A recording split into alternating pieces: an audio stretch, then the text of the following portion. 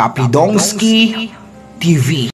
Sasabihin ko lahat ng gusto mo na madinig. Sumingin sa mata ko, sa tingkadang makinig. Huwag ka dyan sa syota mo na sinungaling ang bibig. Gusto kitang tawagin aking baby. Tawag na gawin, tangan sa kanya maaawawin. Ito pala ang katangiang hinanap ni Viancy kay Babe. Huwag mo akong paiyakin babe, map all ka talaga nito mga idol. Mapagpalang araw mga idol, please like this video at paunawa tapusin muna ang buong video na ito at bago magkomento.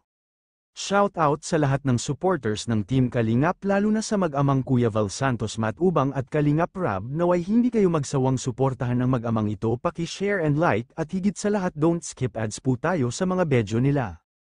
Ito na nga babe, Viancy, ito pala ang gusto na katangian ng isang lalaki at sa palagay nyo mga idol, nasa kay Edo ba ang lahat ng katangiang hinanap ni Viancy sa isang lalaki? Ayon nga sa share post ni Viancy sa kanyang official Facebook account na Viancy Jane Ilona Batalero at may 48k followers. Dito nga ang share post ni Viancy 1 hour ako. Ito nga ay naglalaman ng anong katangian ng isang lalaki ang gusto ni Viancy. Ayon nga sa post.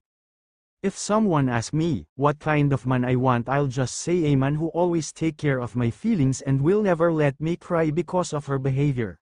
Sa tingin nyo mga idol, nasa kay Edo ba ang hinanap ni Viancy? Sa tingin ko yes na yes, 100% nasa kay Edo ang lahat. Hindi lang napaka-genuine ni Edo, napaka-gentleman pa at marespeto. Sa tagal ko ng followers ng Kalingap, sa lahat talaga ng K-boys ni Kalingap Rab, si Edo lang talaga ang marespeto dahil never siyang nag-a-upload ng mga BTS ng EDSI kahit alam naman natin na super sikat ang love team nila.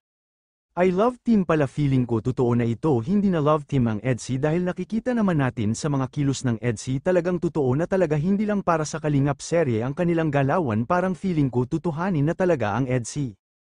Bagay na bagay naman sila, pareho mababait at masunuran sa mga magulang, at sana lang kung talagang kayo ang itinadana ni Lord, sana magmahalan kayo ng tapat. Sigurado talaga ako kapag kayo ang magkatuluyan, I'm sure ang daming fans talaga ang matutuwa.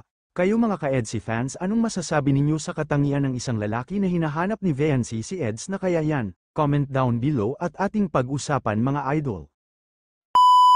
Ito mong suot o forma ni Viancy, yung tipong pag yun yung suot yan talagang mapapangiti ka. Forma ba? Ako parang kahit ano naman sa akin eh. Hindi naman mahalaga yung forma, basta siya. Wow! So makita lang siya. Taray. So ito, paano? I love you, babe. I love you, babe. I love you, babe. I love you, babe. Ay! Narinig nyo? Narinig nyo? Narinig nyo? Narinig nyo? I love you, babe.